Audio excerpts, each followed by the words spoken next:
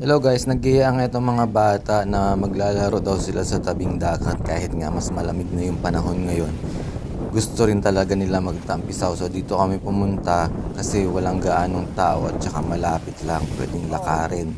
So nagdala nga rin kami ng maiinom na tsaa, kape at saka makakain ng mga biskwit. Sadyang malamig talaga ngayon ang panahon kasi nga 'di ba? Winter na. Pero masarap nga rito magpalipas ng oras dahil nga maya-maya lang na hapon, mga bandang alas 5, mag-fishing kami. Dito nga pagka bandang alas 5 ng hapon or before ng alas 5, masarap nga mag-fishing dito. So ito, ayan, nagdala nga kami ng maiinom na diba, tsaa. So dito nga talaga kami nag-i-enjoy mag-fishing kasi meron ditong mga malalaking isda. Kung napansin nyo, medyo malakas ang alon, konting tapon lang ng bait dyan. Hello guys, welcome back here on my channel. The weather is not so cool, so I'm wearing a jacket.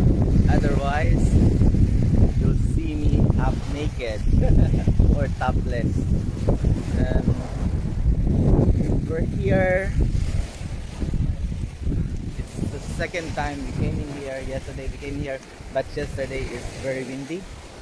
So today we decided to have a cup of tea here. We have our tea time here at the beach. It's very wavy. It's I think it's normal in this place because it's rocky sea. As you see, lots of rocks behind me. So probably by there about 10 to 15 meters away from here is really rocky. Here's for everything.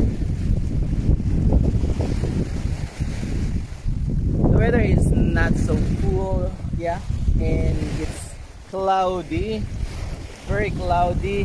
Otherwise, I think it's awesome.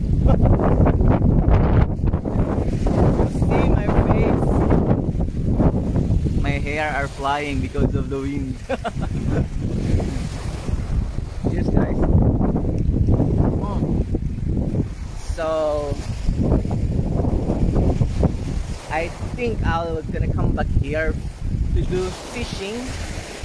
A friend of us tell us that this is a nice place to do fishing and catch a nice fish. I tried many times, but I catch baby stingray. Other than that, nothing. I'm gonna show you some interesting things. I'm gonna show you. We're gonna explore the nature nearby the beach. Stay tuned, guys. It's against the light, so it's dark. Otherwise, it will be very cool. Gonna go this side. Look at these stones.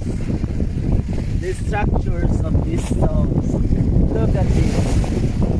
Look at this. Look at that. What was that? Can anyone tell me which kind of stones are these? Look at this. It's kind of roots according to stone. Look at this. Here the beach is a bit yellowish because of these stones rich in iron. Look at those. Look at those. Here. I'm gonna go to the other side.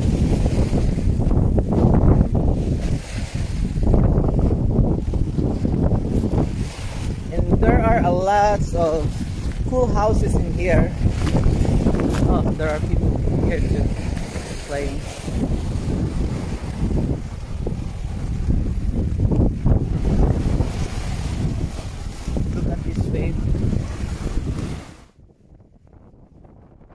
Dito nga sa dulo ng mga batuhan, meron ditong maganda at napaka-private na beach. Medyo mahirap nga lang puntahan kasi minsan yung mga bato talaga isadyang madudulas. Pagka low tide, meron ka talagang maaapakan ng mga bato-bato. So itong lugar na to is napaka-misteryoso, alam nyo ba? Yung pinakita ko sa inyo mga bato-batong yan yun is mga ugat ng napakalaking puno. So dito banda, sa parte ng islang to, meron ditong isang rock formation or parang fossilized na roots or fossilized na puno. So, dyan banda, sa banda dyan, marami dyan na parang mga ugat-ugat na fossilized nga. And one time, kumuha nga ako ng isang sample and dun ko nga talaga na patunayan na yun is isang fossilized root ng isang puno. So, etong nga lugar na to is sobrang tawag rito, napakatanda na. Kasi nga, isa sa mga isla na malapit rito ay tinatawag na Marble Island. Yung isang buong isla which is made of marbles. So, yun yung isa sa pinakasikat na lugar kung saan nanggagaling yung mga marble na pinapadala sa iba't ibang panig ng mundo. Dito naman sa islang to, dito banda, ayan, papunta nga pala ako sa isang beach dyan na medyo private nga. Dito bandan to, mahirap puntahan. Kaya nga sabi ko sa mga bata at kay Inday, wag sumama sa akin kasi nga medyo madulas ang mga bato-bato. Kasi this time, nakasuot ako ng isang klaseng sapatos na hindi madulas kahit na iapak mo sa bato-bato. So dito, ayan, eto bandang to, walang taong pumupunta rito. Lalo na pagka summer kasi pagka summer medyo mataas ang wave at doon banda sa dulong doon. Ayan yun, tingnan nyo kung gaano kahirap pumunta rito banda. Nandito na ako sa kabila. Pero minsan may mga pumupunta rito, gumagamit sila ng bangka. So napakaganda talaga. Dito, pagka hindi gaanong malakas ang alon, pumupunta nga kami banda rito.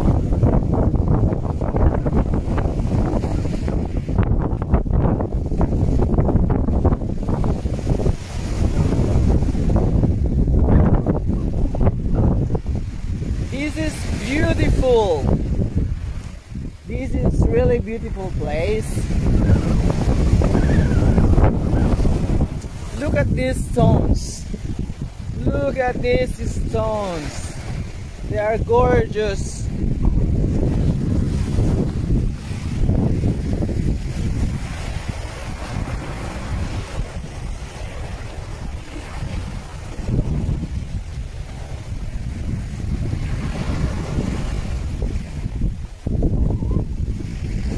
Really beautiful.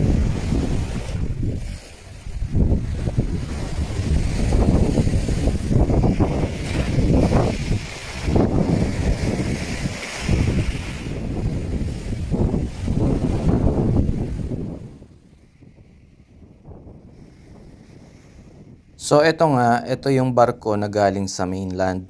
So every day sila pagka summer nagbibiyahe, isa sa umaga, isa sa gabi.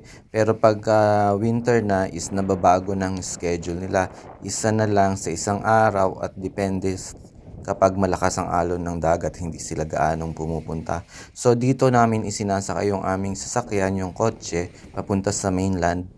Ito yung isa sa pinakamalaking roro dito. So papunta sa mainland or galing sa mainland papunta rito sa isla, inaabot lang yan ng 2 oras mahigit pagkagaling ka ng air deck.